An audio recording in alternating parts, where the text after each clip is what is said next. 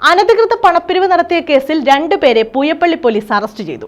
Oyoor വെള്ളിനല്ലൂർ panchayat road വിളയിലെ മാർക്കറ്റിൽ ശുചിത്വ മിഷന്റെ ബക്കറ്റ് സ്ഥാപിക്കാൻ എന്ന പേരിൽ പിരിവ് നടത്തിയ പള്ളിക്കൽ കെ കോണം കോണത്ത് വീട്ടിൽ അല്ലമീൻ, നിലമേൽ തേരോട്ടുകുഴി വടക്കേതിൽ വീട്ടിൽ മൻഷാദ് എന്നിവരാണ് അറസ്റ്റിലായത്.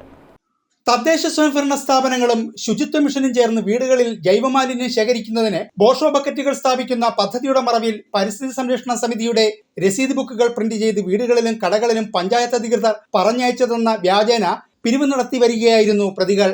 ഇവർ റോഡ് വിളയിലെ മാർക്കറ്റിന് സമീപം പ്രവർത്തിക്കുന്ന കടകളിലെത്തി ബക്കറ്റ് സ്ഥാപിക്കുന്നതിന് 3 ബക്കറ്റിന് 1500 രൂപയാകുമെന്നും 2 ഗഡുക്കളായി പണമടച്ചാൽ മതിയെന്നും വ്യാപാരികളെ ധരിപ്പിക്കുകയായിരുന്നു. ഇത് സ്ഥാപിക്കാതിരുന്നാൽ പഞ്ചായത്തിന്റെ പിഴ അടയ്ക്കേണ്ടി വരുമെന്നും വ്യാപാരികളെ ധരിപ്പിച്ചു. അങ്ങനെ നിയമലംഘനത്തെ പേടിച്ച് 2 പേർ ആദ്യ ഗഡുവായി 750 രൂപ വീതം നൽകി.